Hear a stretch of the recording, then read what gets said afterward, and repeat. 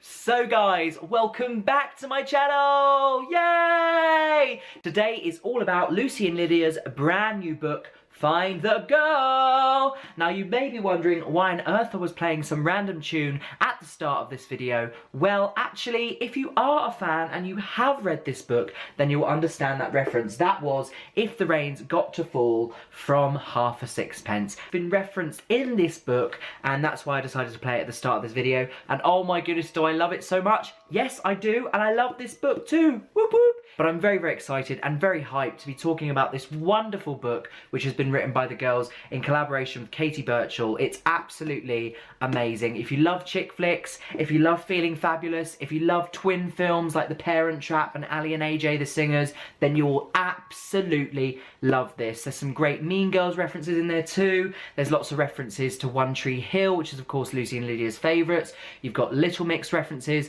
Then you've got Half a Sixpence references, which literally melt my heart in the book. So basically, Find the Girl is all about Nina and Nancy, as you can see here. I think that one's Nina because there's reference to her wearing headphones in the book quite a lot. And then there is Nancy. So you have the two twins, and just like Lucy and Lydia, they're ordinary girls, go to school. But Nancy, who I like to call a bit of a naughty Nancy, but also negative Nancy, because at the very beginning of the book, Nancy is one of the most pushy twins that you could ever meet. She's very pushy with her sister Nina, doesn't pay much attention to her. All she cares about is this brand new boy band called Chasing Chords. Now, there is a lead singer of this particular band, and I'm not going to give anything away, but his name is Chase. Nancy is obsessed with Chase, and of course there's lots to discover in this book. So immediately from the very start of the book, Lucy and Lydia make reference to Disney villains, which I absolutely love. Straight away I was like, this is so Lucy and Lydia,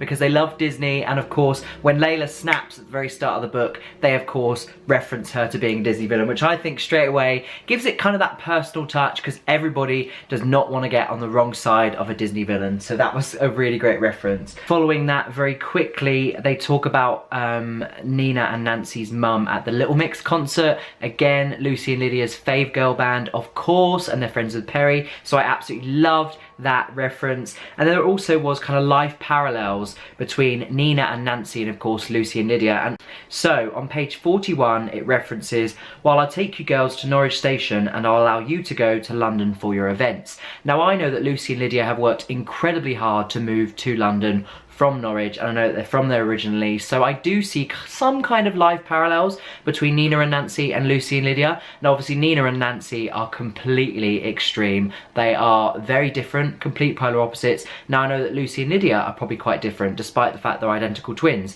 A lot of people have this thing in their mind that identical twins are going to be exactly the same. They're not. They're very, very different, and I want to say that I love how different Lucy and Lydia are. They're so enthusiastic, so happy, so bubbly, and I think that's why we get on so well. And I also absolutely adore the fact that they make reference to that musical we used to love, Half a Sixpence, on page 44. That's why I was just playing that song, because they make several references to that musical, because I know that in real life Lucy and Lydia also absolutely adore that musical. I adore it. Half a Sixpence is fantastic, so if you haven't checked it out, be sure to check it out. It's a great, great musical, and it's just so happy as well, and it's local to Kent, where I'm from originally, which I love, love, love.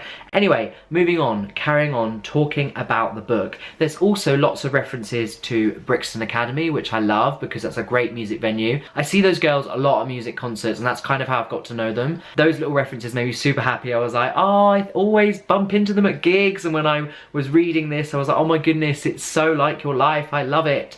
And yeah, on page 66 you've got a reference to One Tree Hill. Of course that's Lucy and Lydia's like biggest obsession ever. I haven't checked it out, but I must, so I'll be sure to check out One Tree Hill someday soon when I have like a day free. A lot of references to social media and having a following, and Nancy, who I like to call Negative Nancy, is all about the following and being a star and falling in love with Chase from Chasing Chords. It all gets very dramatic and lots happens. I'm not going to give too much away.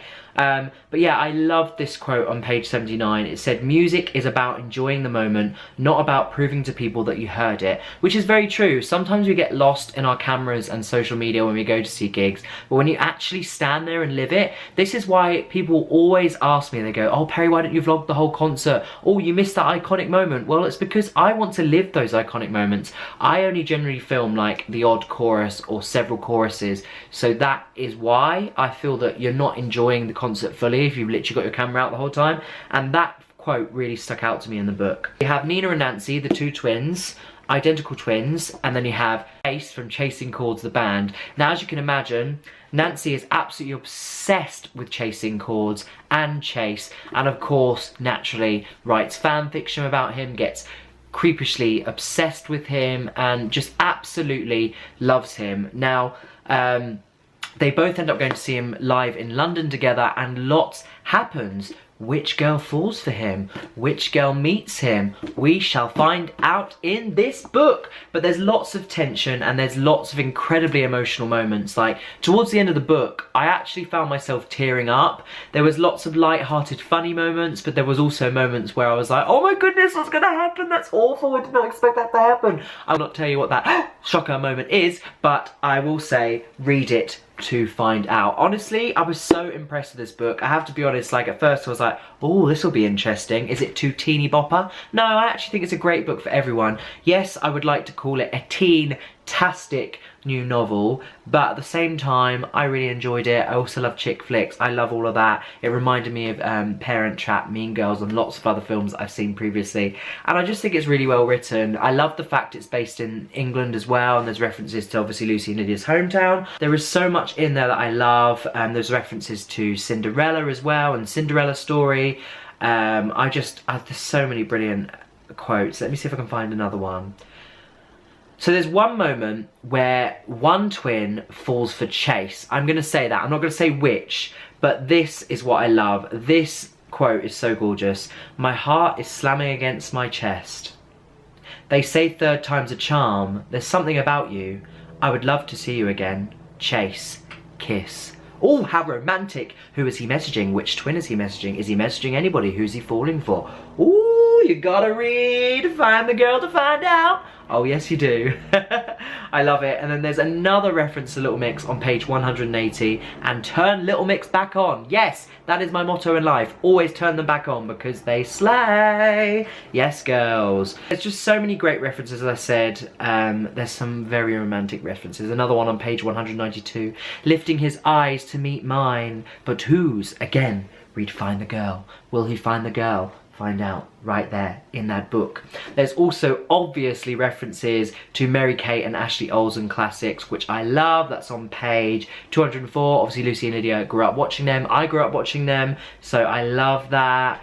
But yeah, they make reference to, on page 230, the song that I was playing at the start of this video, which is If the Rain's Got to Fall from Half a Sixpence. It says, page 230, I start to play my favourite song from Half a Sixpence, If the Rain's Got to Fall. It's such a beautiful song, and I decided mid-novel I was just going to put the book down and have a listen, and I love that song. It's really, really great. So yeah, I'm not going to give too much more away, but I also love this quote towards the end of the book. Page 296, please can people stop using the word obsessed? I prefer the term fangirl.